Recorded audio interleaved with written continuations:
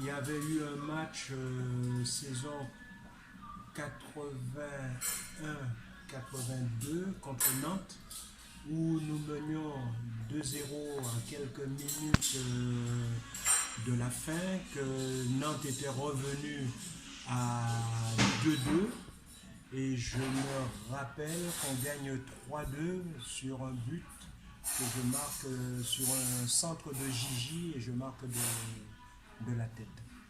Donc, comme je n'ai pas marqué beaucoup de buts, pour celui-là je m'en souviens.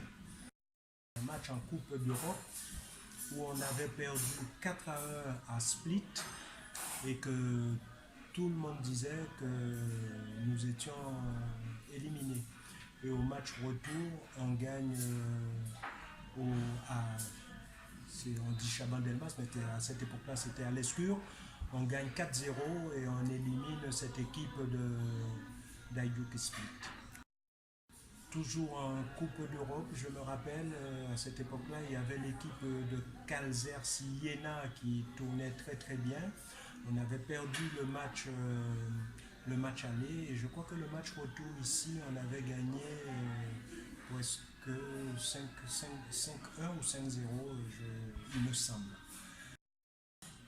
Mon arrivée à Bordeaux, c'est une date qui compte parce que quand j'ai quitté l'Olympique de Marseille, tout le monde, beaucoup de gens, pas tout le monde, beaucoup de gens disaient que le football était terminé pour moi et grâce aux Girondins de Bordeaux, j'ai pu participer à la Coupe du Monde en 82 et il faut dire aussi que dans cette équipe de France de 82, il y avait globalement 8 joueurs des Girondins de Bordeaux à cette Coupe du Monde. Il y avait Nordine Kourichi qui était avec l'Algérie, il y avait Dragan Pantelic qui était avec la Yougoslavie, c'était pas la Serbie, mais c'était la Yougoslavie.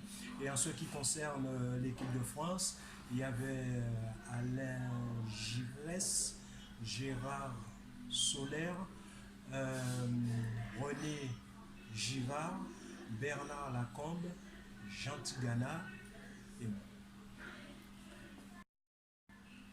Et le match de Nantes parce que c'est la seule fois que ça m'est arrivé de me retrouver gardien de but sur un terrain, c'est saison 81-82, je crois, c'était la saison de la Coupe du Monde, où la première mi-temps j'avais joué en position de libéraux avec mon gardien qui pour une fois était devant moi, qui s'appelait Alain Giresse, et en deuxième mi-temps, 45 minutes passées dans les cages, ça fait des souvenirs.